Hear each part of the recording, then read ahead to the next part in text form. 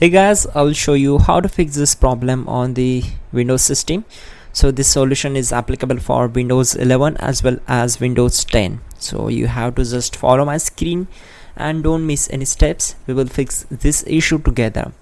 In the first step, you have to just go to search bar, then type here control panel, and from the search results click here to open it. Now from the view by, you have to select the large icons. If you selected category, then select large icons, then just scroll down and then click on sound. Once we are here, we need to firstly try to disable the speakers. So right click on it, select, you can just directly disable it and again enable it.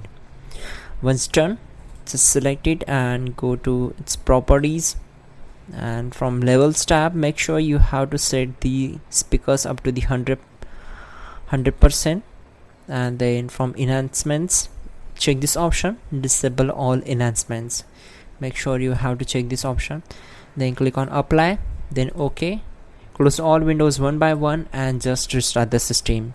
Please check out the pinned comment, that will also gonna help you a lot to fix this issue, and don't forget to like the video. Please do subscribe the channel.